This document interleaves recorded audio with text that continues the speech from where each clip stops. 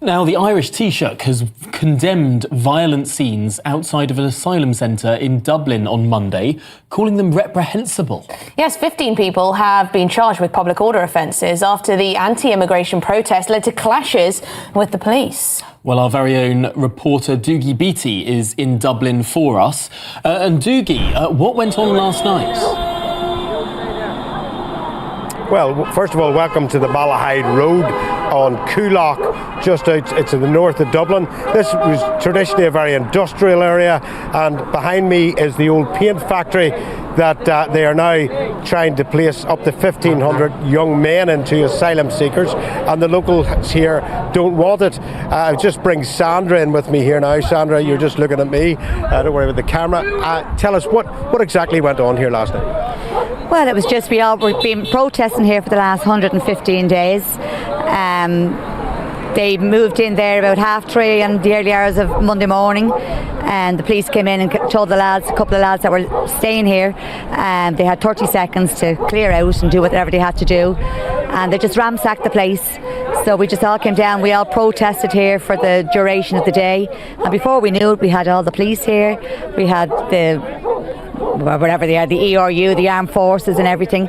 It just got crazy. They ended up then, they basically blocked us all in. They took over the whole road, they stopped all the traffic. They created havoc here, the police themselves. But, I mean, what do you want as a local? I mean, you're bound to be well, we know what you're protesting about, but why are you so against it? We're so against it because we're in an area where it's an underprivileged area. We've got these are the only amenities we have over here for the whole of Coolock, Darndale, Belcamp, Donaghmede. It's a poor area. You know, this is the only amenities they have. They want to put 1,000, 1,500 unvetted males into it. So there's nothing here for the likes of all these men. You know, it's just ridiculous. Like, you know what I mean? Our government are not listening to us. You know, the guards are not listening to us. And I fear for my children, my grandchildren, growing up around unvetted men that are coming in, economic migrants coming into the country. Nobody knows anything about them.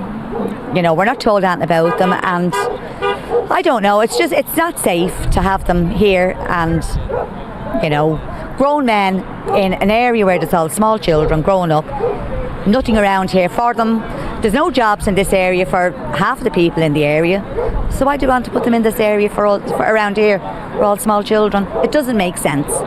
Well, there you have it, Tom. I mean, this is hardly your normal rioter, and this is exactly the type of people that pepper spray were put upon last night by the Irish Police Service, trying to push these immigrants into these centres, and quite clearly nobody is communicating with the locals that live in these areas. And we've seen this a couple of months ago in Wicklow, which was a very, very well-off area of Dublin, and now we're seeing it again in the north of Dublin. The north of Dublin has took the majority of these immigrants, and people here, you've heard it yourself, just want people to talk to them, to consult with them, and know what is possible in this area around doctors, surgeries, schools, everything else. The infrastructure isn't here for them, and these people are worried.